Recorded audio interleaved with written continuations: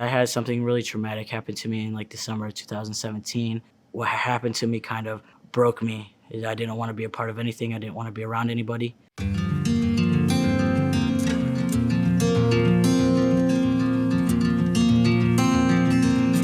I was just rebellious back then, and I also didn't feel like I had that big of a support system. And when they were trying to like shove all this support and love on me, I was just like real rejective to it.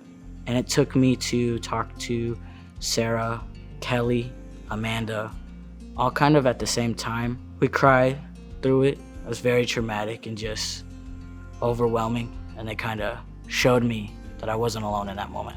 That's where I really started to be more aware of who was there to really love me and support me.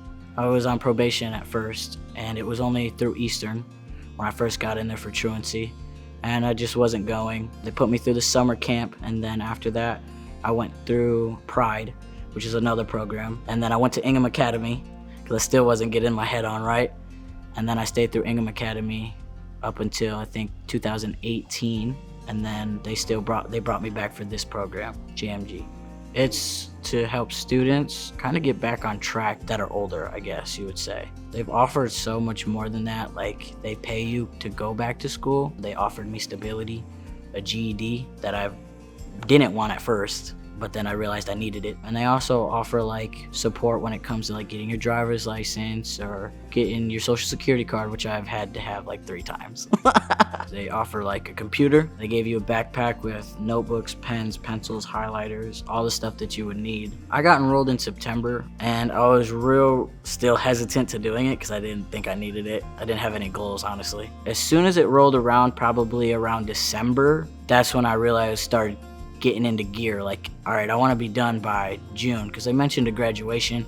I wanted to be a part of that since I didn't have one. So I was like, I'm gonna do it. And then I took my last test in March. So I did great, and I passed all of my tests with flying colors, and 2 of them not having to study for anything. I really like criminal justice, but I'm really also on the fence of psychology too. I like the way the brain works, especially through trauma.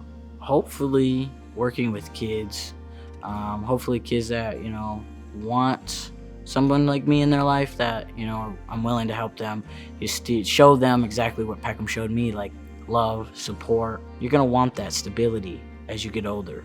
You hear old people talking about it all the time, but you never believe it until you're there. Getting evicted from homes, missing out on a car payment, losing a job unexpectedly. All these situations come hand in hand. Christina's the only one that actually has opened my mind to realizing that I quit jobs or get fired from jobs very fast because I get bored of them. So I've been working on and off a lot, but as I get older, I've realized I need that stability. I've been working with Gateway Youth Services.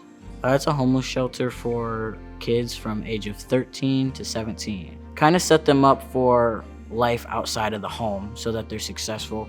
Kind of talk with them too through some trauma if they need it. Just kind of be aware of their surroundings and where they're at. I love my family. I love being around them. I like being around my fiance. She's fun. If it wasn't for Peckham, I'd be broke.